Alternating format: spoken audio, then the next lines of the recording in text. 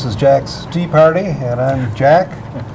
I'm sure you're wondering about the title. It probably sounds a little bit like a flagrant ripoff of a popular name right now, and it is. It sounds that way because that's exactly what it is. I stole that name to try to get publicity for my series, but for anybody can have a tea party, and when I define tea party, I call it sitting around in the afternoon talking about things that are interesting. And that's really the dictionary definition, and that's the one that I like. So today I'm in Battle Creek, and I'm very privileged to be here. We have Al Bobrovsky, John Harper, Nelson Carr, and Chris Christ with us. And the reason I'm down here in Battle Creek is because of something that happened here 28 years ago. It was the annexation of Battle Creek Township. And the reason I know about that is because I was a township supervisor in Traverse City in 1982, and we heard all about what was happening from the Michigan Townships Association. And then we had a director, a chairman of our Regional Planning Commission named John McCafferty. And he was a municipal bond kind of a guy and was involved in real estate. And he invited Joe Stewart up to Traverse City to talk to our Regional Planning Commission. And it was the annual meeting, so all of the township boards, the city commission, county commissioners were all invited to listen to Joe Stewart. And he came up, I think it was probably 84 or 85, and he told us about the annexation that happened in Battle Creek Township. And in a nutshell, there were some economic advantages because Kellogg was going to move out if Battle Creek Township didn't annex. And I remember saying to Pat McCafferty, I said, that sounds like a really important thing for them. And McCafferty said, well, you know, it was important for us too. I mean, if we came together as a community, it would be a tremendous asset for Traverse City. And I filed that away. I was a supervisor in East Bay Township from 1980 to 1992. And I watched the way our community operates and how we made decisions and how we avoided decisions and how we spent money because we avoided decisions, you know. And so now I'm getting on. I haven't been involved in politics for 15, 20 years and getting ready to move out of Traverse City, but I really thought Traverse City should take another look at this, and the Battle Creek Township situation is probably a pretty good model, not just for Traverse City, but for everybody in the state of Michigan, because we've got, I think, 3 attorneys here. They might agree with me that Michigan law has kind of set us up for a failure with respect to cities and townships and how we cooperate.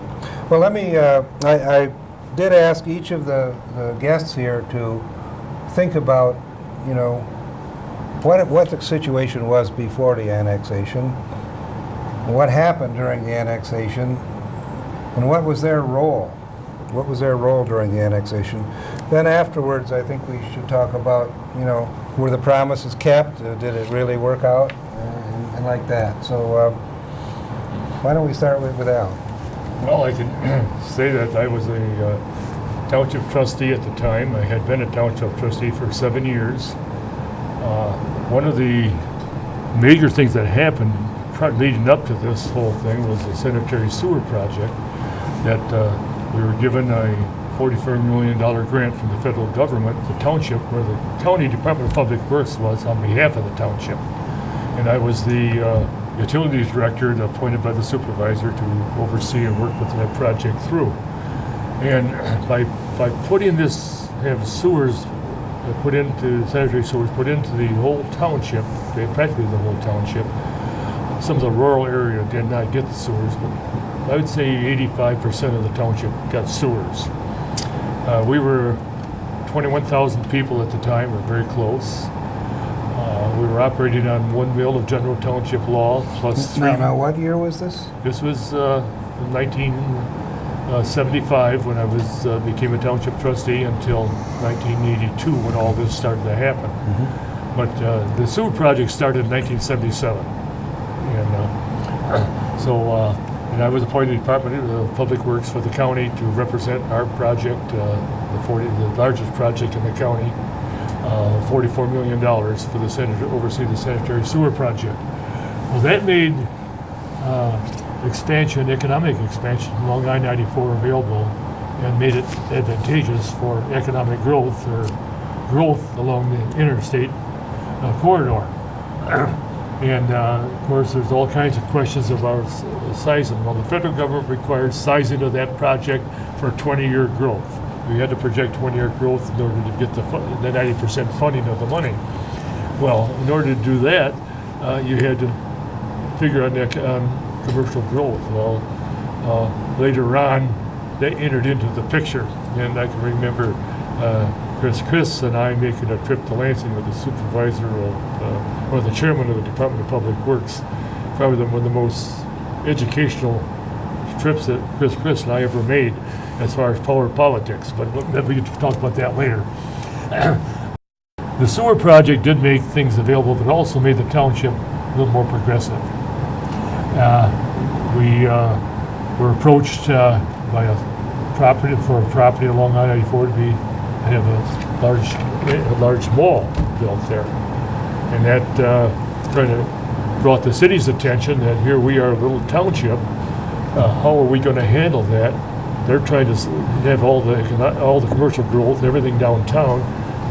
They say you're going to kill downtown and so forth. So that really was the talk leading up to this issue. So this was a classic city-township conflict. It was at that time, definitely so, no question about it. Like I say, I representing that project and oversaw it and to completion. And once that got in, of course, then we had the economic, the mall developers and your big box stores. They were all approaching us. They all wanted to be part of the new project. I think a study was done at that time, and we found out about 80% of all of our commercial purchasing was done either in Kalamazoo, Lansing, Grand Rapids, Jackson, not in the Battle Creek area, because we had no large stores and so forth, just the downtown commercial. So with that in mind, that led up to an atmosphere of how we're going to handle our growth. In the meantime, as a township trustee, we had issues of keeping a full-time fire department, full-time, part-time fire department, and we had a very good police department. Actually, they were very good for as a township that we were able to provide. And the township residents supported us. We had several millages passed for public safety, 3 mills, and we renewed them each time with no problem at all. And so they support us. So we were operating on 4 mills, 3 for public safety and 1 mill for our general township. And that was just becoming impossible. Our township hall was way too small. It was the old fire station for the township, and built in 1908. And just converted it into a township hall, offices of clerk on one side and the treasurer on the other side. Supervisor's office was upstairs, and the planning department. And that's all we had, depending on the county for a lot of our services. Is that why you decided to annex to Battle Creek? Well, that was one of the reasons. But really, I had gone about a study. We did own some property that was given to the township some years before that.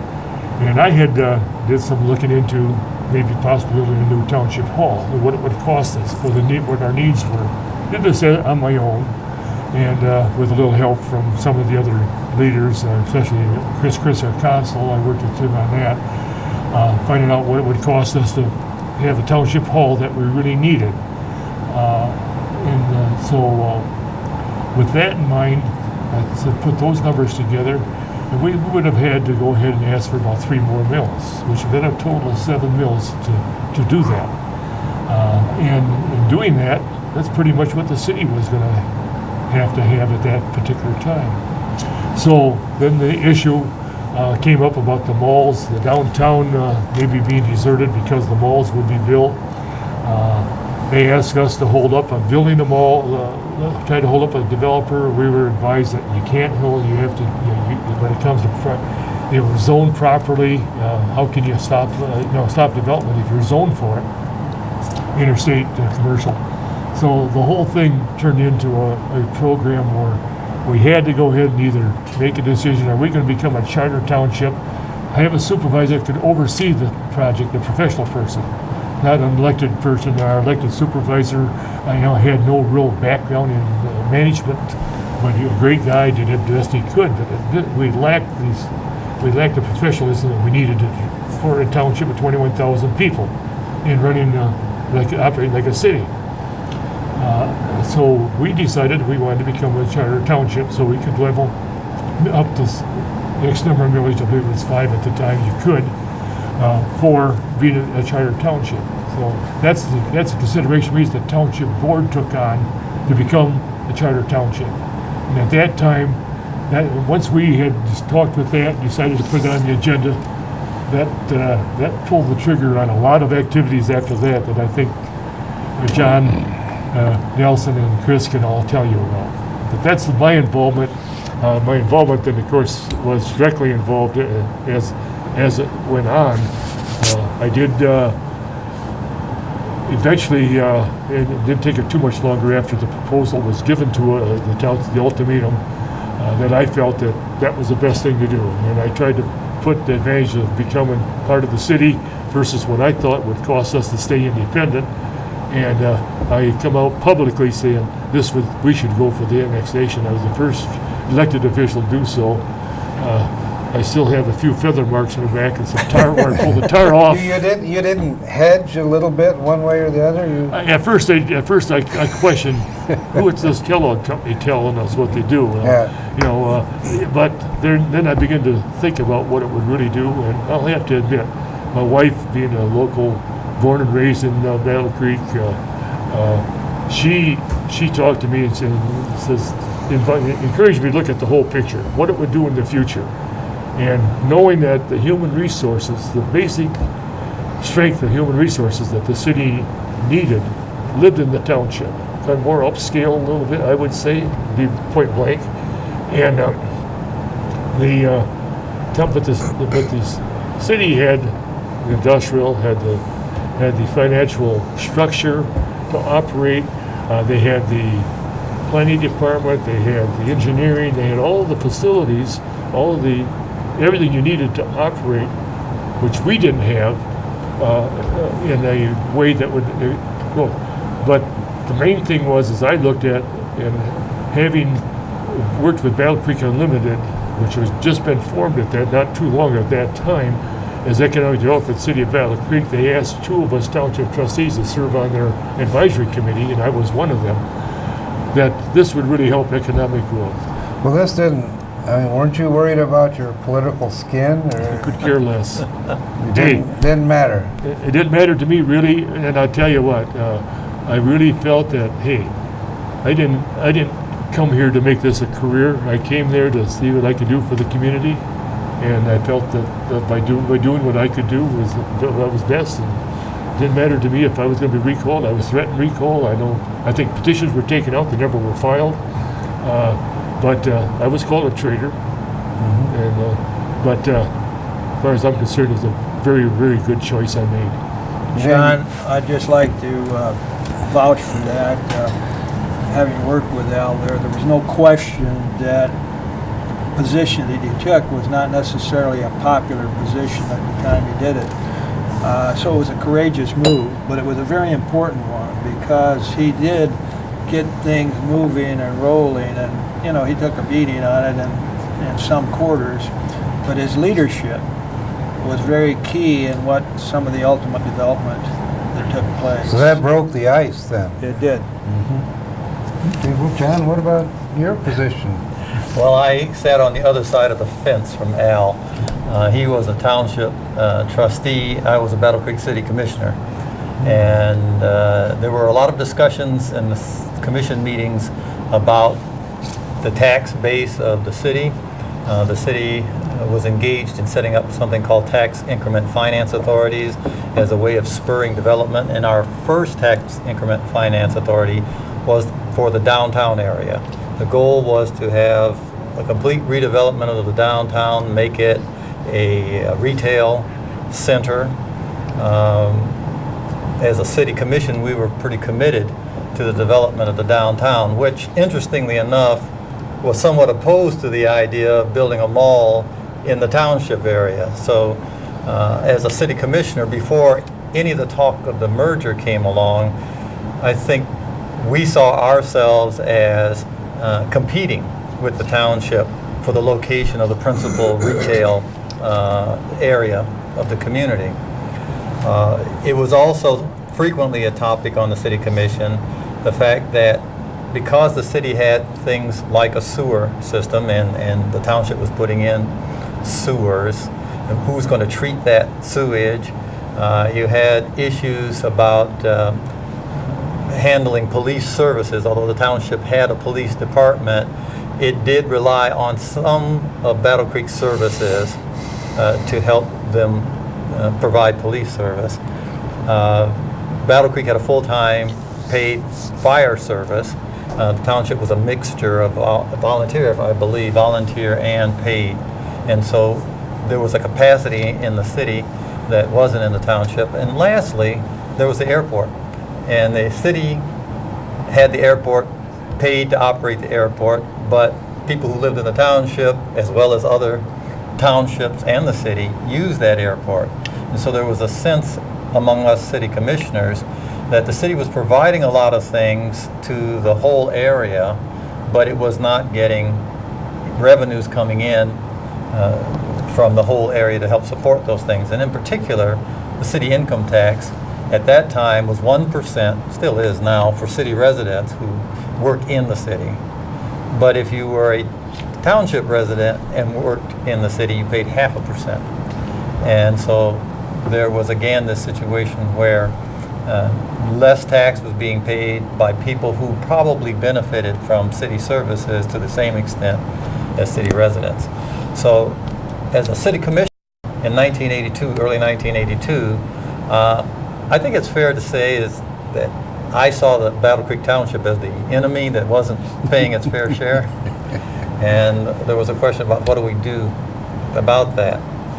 When Kellogg made the announcement that it was likely not to want to invest $30 million to build a new world headquarters in Battle Creek unless there was a merger between the township and the city of Battle Creek. Even though I was a Kellogg employee, I had no knowledge beforehand that that announcement was going to be made.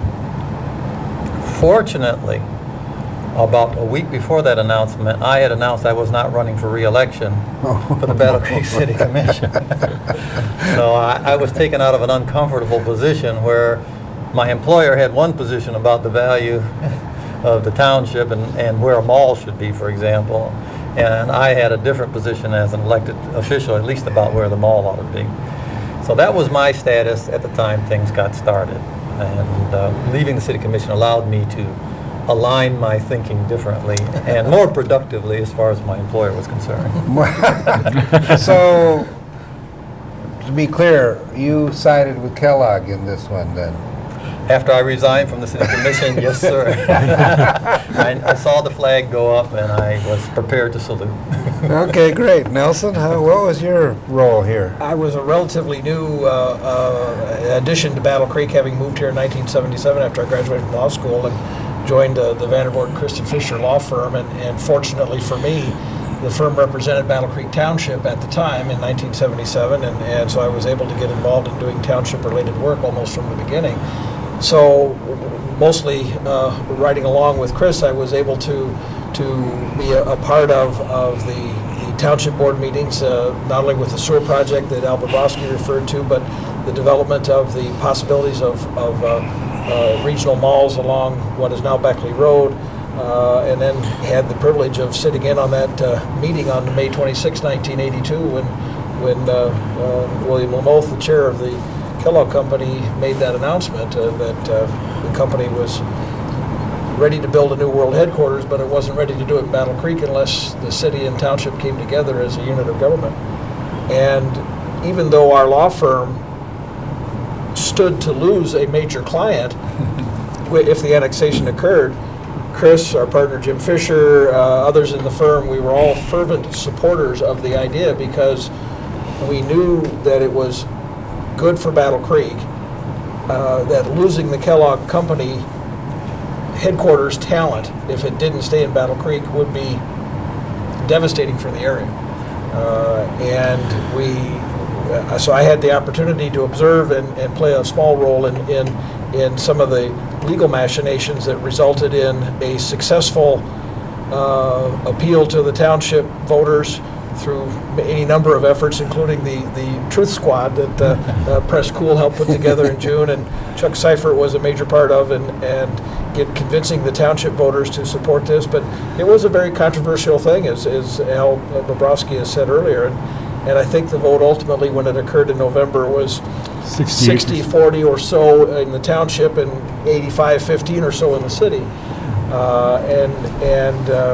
There were many twists and turns in the process to getting to that vote, but it was a good thing for the city then, and it's been a good thing since.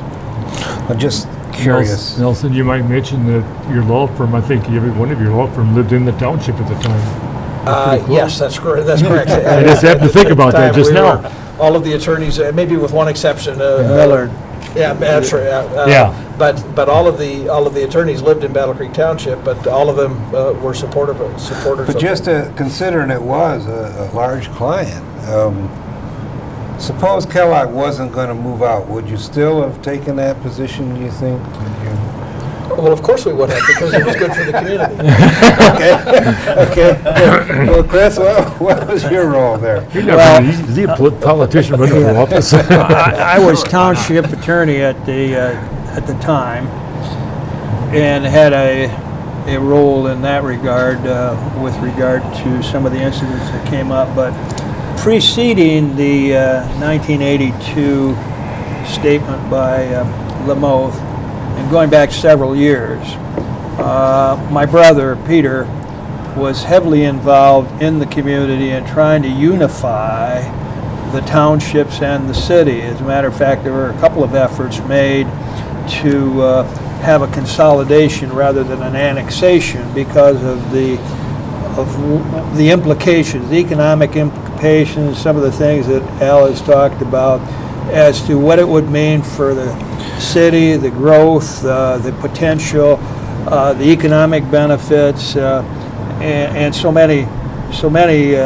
things that were synergistic. So there were a couple of votes on unification, and we had even, I can't remember the name of the individual at Post General Foods who was very instrumental in Was it one. Lambier? Well, Lambier was behind it, but there was a fella, one of the vice presidents, that whose name I can't remember at the moment, who was very active. Not Bob Coach, was it? No. Okay. In trying to bring about the consolidation.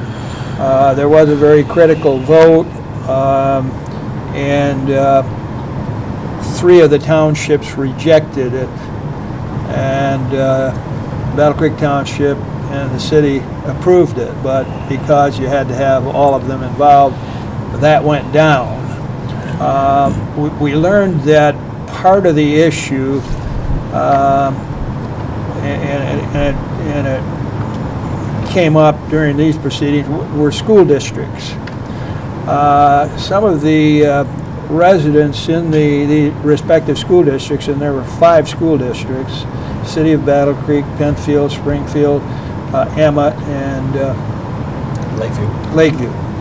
And there were many people who might have supported the consolidation, but they were fearful that they would lose the schools and that they wouldn't remain independent. So that was a subtle issue at all times when we were talking about this. So we had to be very cognizant of that, even going into this annexation issue.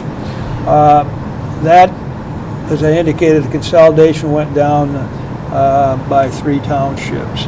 But that was kind of an inducement and a learning lesson in what ultimately happened and how we proceeded with the actual annexation. We did have the city of Springfield, after the announcement came out and the township voted to be annexed, the city of Springfield came out to kill it. Their motive was to stop it, so they filed a petition for annexation, and the law at that time was that if there was a annexation petition in process, you couldn't do anything for 2 years after that decision in order to unify. So you're you're wearing the township attorney hat, Right, period. correct. And there's a consensus developing in the township and in the city that you're going to get together and come together as one community. Correct. And you weren't on cruise then at that point. You had to swing into action as an attorney to protect the township's interest, right? Correct. And what did you do again? What we did, we had a township meeting and learned about the Springfield annexation. We made a decision at the township meeting that we would adjourn the meeting and go down to Springfield for their meeting to confront them on what they had done and what they proposed to do. And there was an open meeting in which we challenged their position, and then we had some private sessions with some of the Springfield trustees and advised them that their action was going to be very detrimental to the community. They thought it over overnight, and the next day they withdrew their petition. So legally, with the way the state law is set up, if you have an annexation for a township by one city, then you got to wait for a while. And since Kellogg put this deadline on, do it or we're leaving, Right. This was the poison pill then. That's right. Unfortunately, with Chris's leadership and some creative thinking among others in the community, we persuaded the State Boundary Commission that if Springfield withdrew their vote, rescinded their vote, it was as if it had never happened. So they didn't have to worry about the possibility of the 2 years. And if Springfield's never happened, then the city of Battle Creek and Battle Creek Township could go ahead with theirs, as if Springfield had never happened at all. So it was a unique circumstance legally, Yes. in a difficult legal setting to begin with, a difficult political setting. The meetings that Chris referred to a moment ago were literally talking hours apart, and the Springfield vote was a surprise. Yes. I suppose some may have anticipated it was coming, but it was a rude surprise for those in the township that favored the possibility of the annexation. And you jumped in your cars and went down there Yeah. and worked it out. There was Wiser some heads arm twisting, but I tell you, it really, I don't think they intended to do that. I think there was some Yes. advice that they were pushed by some other people that had other interests, and that knew this was a vehicle to stall it off, and would have, in that instance, left the township with no choice but to sit back and wait, and then the Kellogg Company would have to make their decision without the unification taking place. Correct. Or the annex. And then you lose $20 million, and theoretically, these people could have ended up in court and have to explain why they blew $20 million for the community. I think we could probably put some names on the table that wouldn't prove it anything at wouldn't be all. appropriate. But we know how It didn't happen in any we know event. what we know the principles that were behind that. But in the same token, like I say, it come out of left field. We had no idea that they were even thinking of that. I've been on a board meeting where this happened Well, as well. Go And, ahead. one of the connection there is that Springfield broke off from the Battle Creek Township, was part of Battle Creek Township, and created their own city. Yeah. Years ago. Years before that. So the history of Springfield, I was curious about that, and I guess this is good time as any. How is it you come with two cities and one township? Chris, maybe you probably cover that a little better. Well, there were some political agendas, and it even had partisan politics involved in it. and Springfield was not happy with what was going on in the general community. So they did organize to be separated from Battle Creek Township and form their own city. So a lot of dynamics involved in that. It wasn't no one particular factor, but it was very political. And so we lived with that for many years. Unfortunately, fortunately, we felt that it was really a block to area consolidation, economic development, and all, but there was no way of correcting it. So, But that's not the way Springfield, they had more powers as a city than they were as part of a township, right? correct. So, They But kind of separated off by school district. They didn't have a Springfield school district, and the Springfield school district became the city of Springfield. when did that happen, you know? I can't give you the year. I think it was the Late late 60s. I 50s, think it was I was going to say the late 60s, but maybe it was I earlier know it than was that. late 50s, but I don't. I was just new in Battle Creek area when it I happened. can't recall the dates. I couldn't tell you, but What came to mind was that the Kellogg nuclear bomb, shall we say, they only had one bomb, right? And couldn't they have used it with Springfield just as effectively as? I think that the Kellogg Company realized, and Al alluded to this earlier, that among the local units of government at that time, City of Battle Creek Township, Emmett Township, Penfield Township, Leroy Township, Bedford Township, City of Springfield, the two closest in economic power were Battle Creek City and Battle Creek Township. Notwithstanding that City of Springfield was a standalone city of its own, there was more economic power in Battle Creek Township. There was more people in Battle Creek Township that worked in the city of Battle Creek. There was more economic opportunity in Battle Creek Township because of the proximity to I-94 and the pending commercial developments along Beckley Road, which were well underway at the time of Mr. Lamoth's announcement in May of 1982. So certainly the legal opportunity was present to have done it with Springfield, but the economic opportunity was greater with Battle Creek Township. Okay. Someone correct me if I got this wrong. There's also a different issue of two cities are Yes. going to come together Yeah. versus a city annexing a township. Yeah. And so you would come under a different provision Correct. of state law for two cities coming together. And I think the Oh. goal was not to get into the question of what would you have to do for two cities to come together. Right. But Nelson hit the key there. The city of Battle Creek was where commercial development was, the industries and all, and the township where the leadership came from that worked in, led those particular entities. And so the thought was, let's get that leadership within the city. Okay. with them working together, what it really amounted to.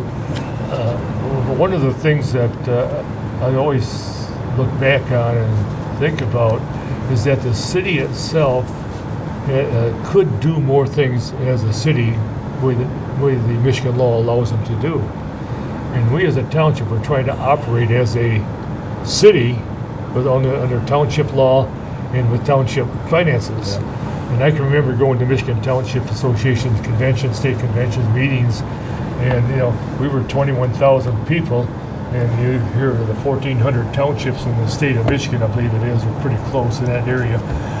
They're talking about fence viewing and having how they trim trees along fence lines, and we're talking about running a fire department, a police department, a sanitary sewer project connected to the city's city treatment plant, and there just was no commonality there as far as our township, the way we were operating. There was several townships around the Detroit metro area that were operating like we were, but it wasn't that much common of what we were doing. We were kind of unique as far as a large township way we were operating. I'd forgotten about the fence viewing. That was your only responsibility as a trustee, wasn't it? That you were the official fence viewers? Well, no, the supervisor was the fence viewer. I thought he was the one that counted the dogs. Well, you should know you were township supervisor for 10 years. Yeah. That was, I didn't count the dogs, we got the county to do that. So- But thankfully, our economic opportunities was all commercial, basically. Very little industrial at all in the township. So everything we had to offer was too commercial. And of course, the developers were coming to town with the golden opportunity. The golden egg is there for them. I-94, the interstate, the two interchanges leading to all the property that they had all coming here buying up. So it wasn't. We had a mall develop. We had two mall developers fighting. Oh. They property across the street from each other, and I mean they come to us, and I have Hudson's, I have Sears signed up with me, and the other one would come the next week, and he says I have them signed up. So they were fighting amongst who was the first one to build the mall too. And of course, that's a big deal to the township to have a large mall. Well, and people were getting sued, townships were getting sued for confiscating private property if they unreasonably delayed development. And we didn't have that problem, fortunately. The township did a good job with the zoning issues, and were able to hold the deal with both developers, and the one that didn't proceed did not concluded it with no reason to sue the township over it. But this was all happening in the course of a couple of years between the sewer project starting, the mall development starting, and then the annexation opportunity, and then growth beyond, I think, anybody's wildest imaginations in the township. And all three of those things, sewer project, mall development, and the annexation, were major roles in the commercial development in the south side of the old township. So let me just read real quick. Now Peter Christ has put together a chronology here that I think is wonderful. That it's so concise that it's almost misleading. But it says May 26, Kellogg Company announces it is considering 3 options for a new world headquarters. This is all in 1982.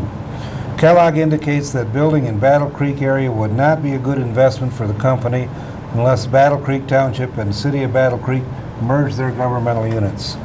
June 6th, Springfield City Council votes to annex Battle Creek Township. June 7, Springfield City Council rescinds vote to annex Battle Creek Township. June 7, Battle Creek Township Board passes resolution indicating its desire to be annexed by the City of Battle Creek.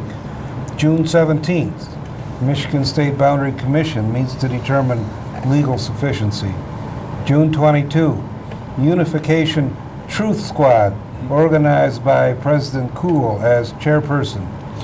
June, construction of Lakeview Square Mall commences in Battle Creek Township.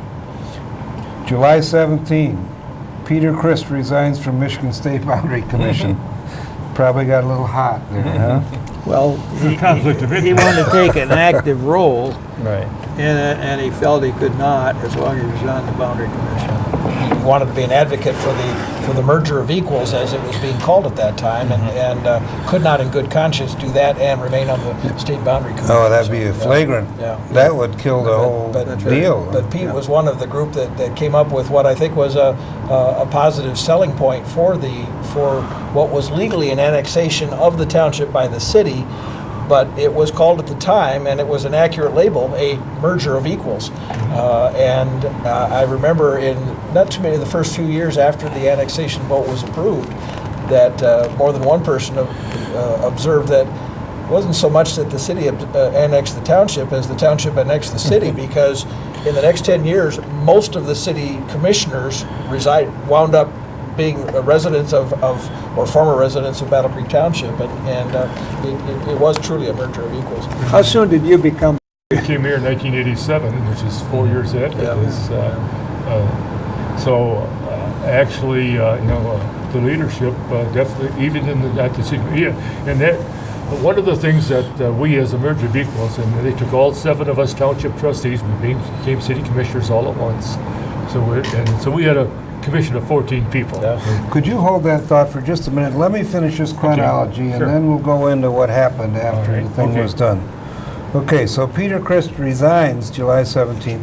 August 19, Michigan State Boundary Commission holds public hearing in Battle Creek. September 30, Michigan State Boundary Commission meets for adjudication meeting. November 2, public vote held on annexation.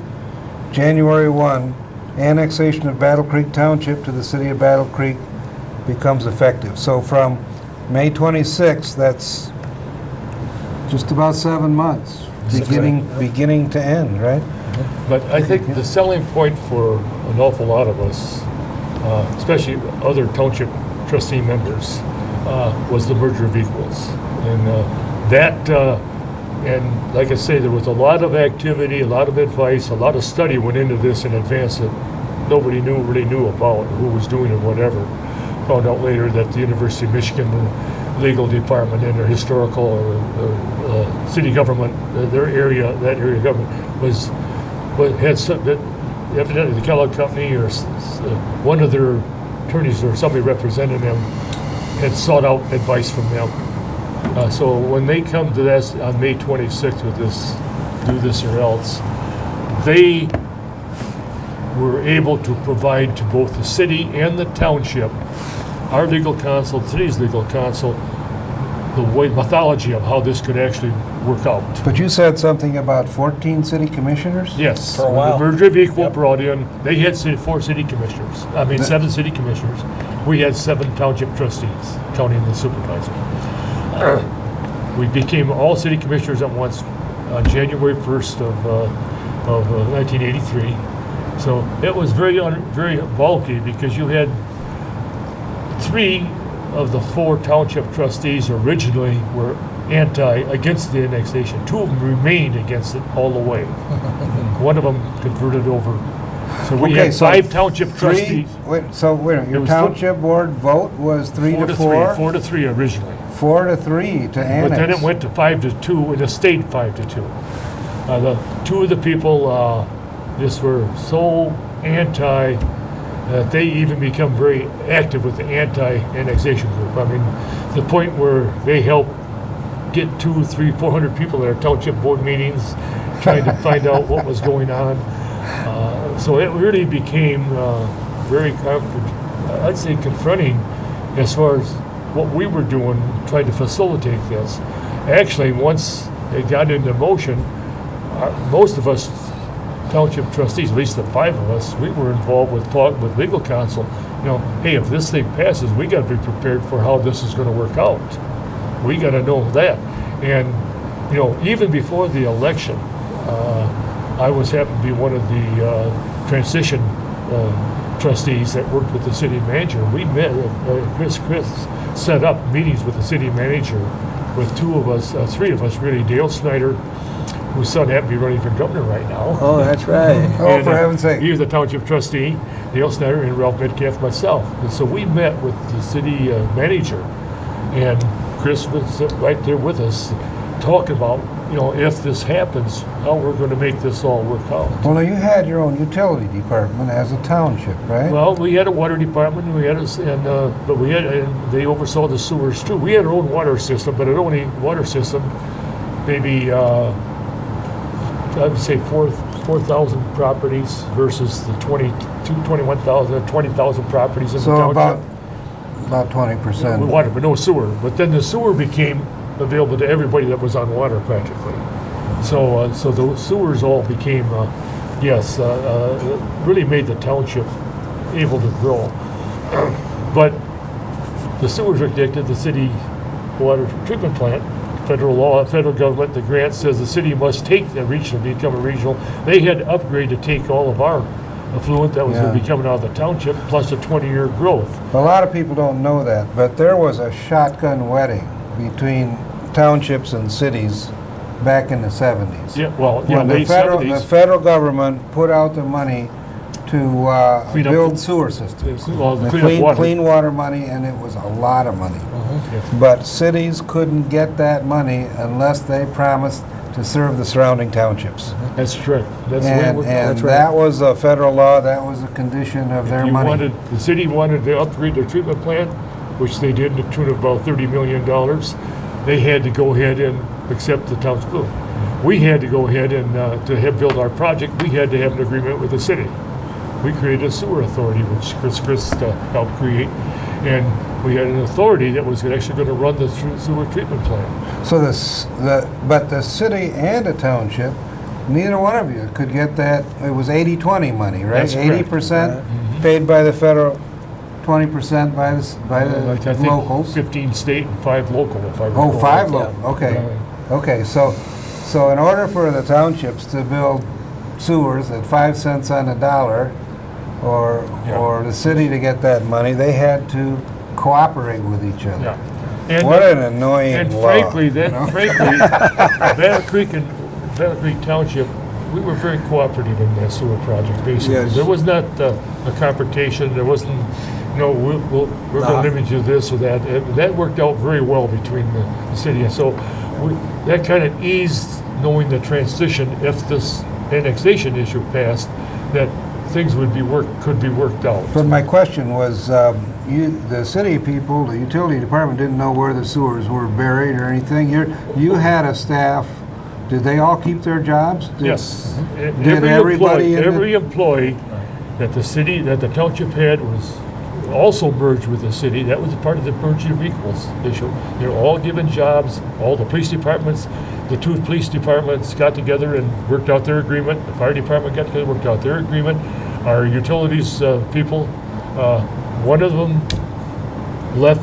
He just retired. He was a retired military person to start with that was in charge of our water. He retired at the merger time, but everybody else, including the employees of the Treasury Department, the Clerks Department, they all were absorbed into the city, and nobody lost a job over this at all. And that John, was really critical. Yeah, there was creativity, very forward-looking, recognizing these kinds of issues of employment and all, but the results were just unbelievable. They were very positive, very helpful, and it did, nobody ever resented the results of it. While we're on it, we can't say enough for Bill Lamoth. That's right. As the one that announced the position of Kellogg, certainly their board of trustees the directors had to approve it, but Kellogg Company took a great leadership role after the vote in providing some benefits to the community immediately. One was the tax issue that they provided, that whatever savings they might have had in taxes went into a fund for the benefit of the community, that it really it was recognizing the reasoning for getting together, and the results were very That was That one still exists. Nelson, that I think was one of the key persuasion points for the annexation was the city of Battle Creek millage was up here and the Battle Creek Township millage was down here, so there needed to be some equalizing in some senses. So Battle Creek Township was almost undoubtedly going to have to pay more, and folks in the city were going to have the opportunity to pay less. And the Kellogg Company led the charge to say, we will take our savings and we will put it into this economic development fund that Chris referred to.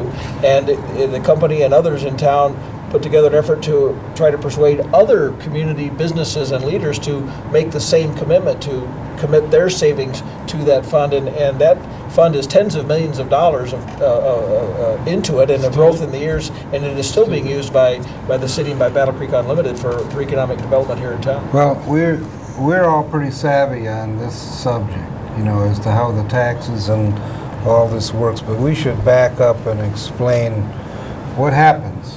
There's an annexation, and I was looking for the millages. We have another document from an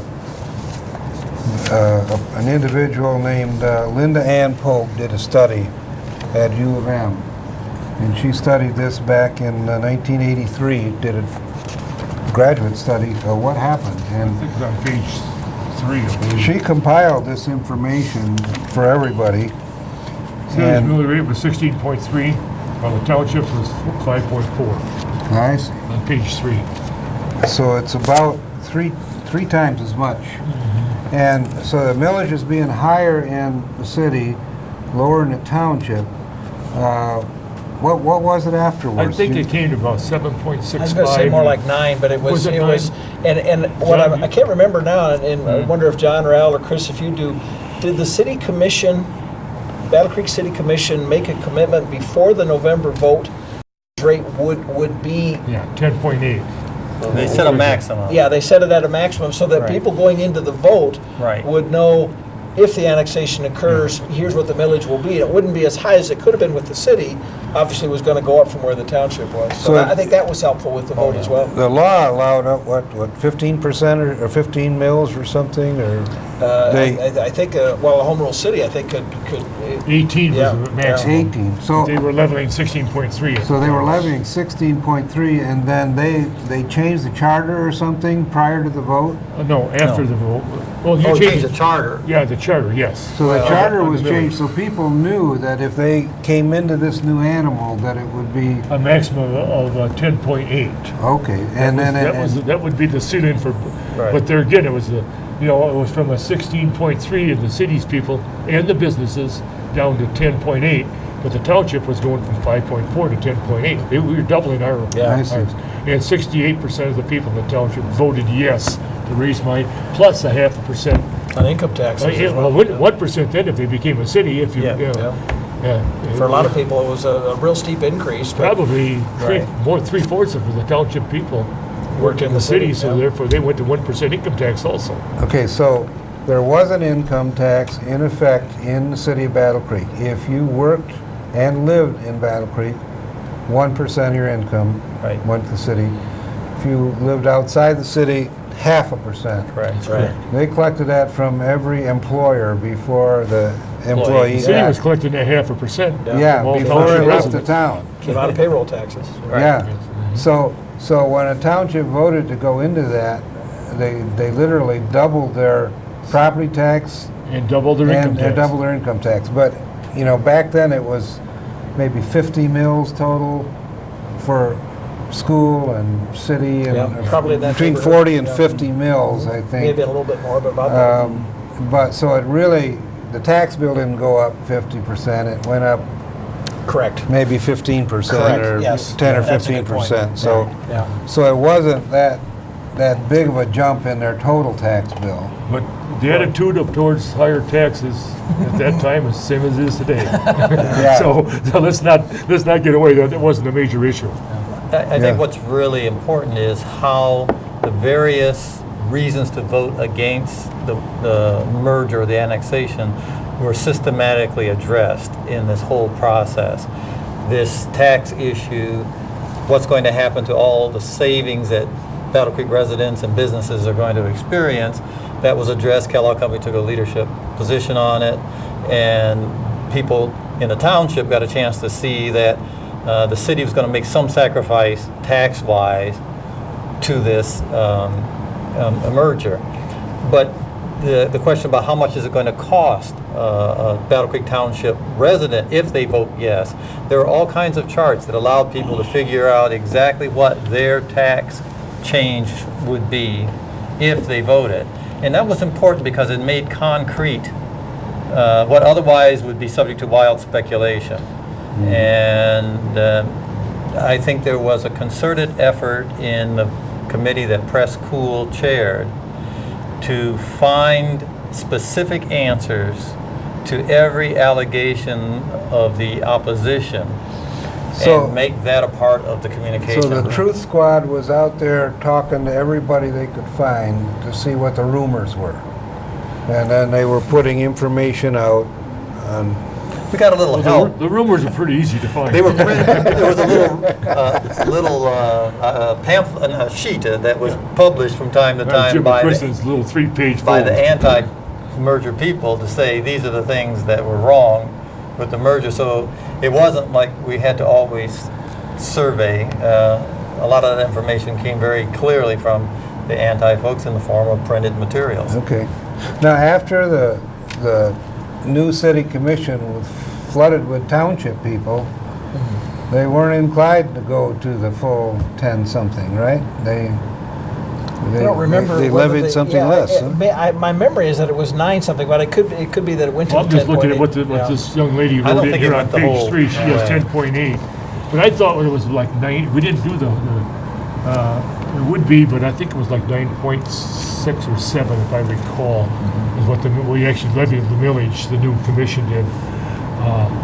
But one thing I want to emphasize that this committee that Preschool and his co-chair, Dr. Seifert, really chaired, is that whatever they said became a fact. I mean, it was true. Right, They did right. not put out anything that did not happen. They didn't say this would happen.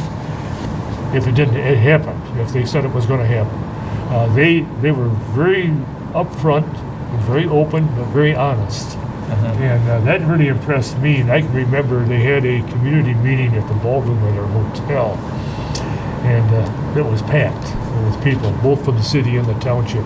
An informational meeting. And I remember I walked into that, and of course I, as I said, I was the first township trustee to come out and say this was good for us. And I stated my reasons why I felt it was good for us. What the township needed and what we have to do if we stayed a township.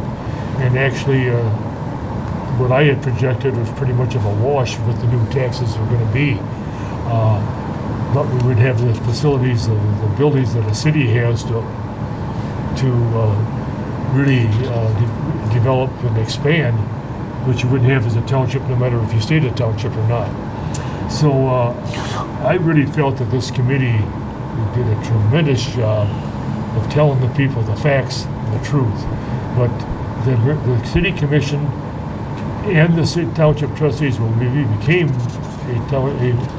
city commission of one, a merger of equals, the city commissioners that were city commissioners, they accepted us. We were all equal. There was no attitude like, hey, we're the city commissioners, you just come on board. That never existed.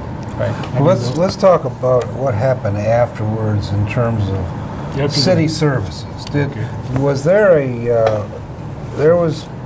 the police department, was there a comparable police department in the township as there was in the city? As far as road patrol, yes, but as far as detective service or investigation, all the other services of the police departments, we did not have that. We couldn't afford it. The city, we depended on a mutual aid from the city because we did not have the numbers of people out there to cover the square miles we had. But the two police departments and their FOPs, the fraternal order of police, they got together and they worked out their differences ahead of time. Yeah, they were. I So see. before the vote, the police department knew how they were going to come together. Same thing with the fire department. They had a little more trouble getting. The city fire department did not accept our fire department because we had I think like 24 full-time and another 40 volunteers. 24 full-time township Yeah, firefighters. we had two stations manned 24/7, and so we had a pretty efficient fire department, but we also had volunteers. And of course, the volunteers, knowing they would not be accepted with they joined the anti-movement. Okay. Most of them did. The police department, they stayed with us all the way because they had worked out their agreement. The full-time fire department, the full-time firefighters, they had worked out their agreement amongst themselves. But my question is, if you were chasing a bad guy in the city, you had to stop the township line. If you were a detective, you didn't quite have the freedom in the township. We had a mutual aid agreement, but it had to be requested to cross the line. You couldn't do it I see. without. And then afterwards, the township got the full gamut of police. So They merged and we had the same services for the whole township. And for the whole new city, we had the very same services. Okay, so Total service that the old city had, if that was more, whatever the township had or lacked and the city had, it became equal.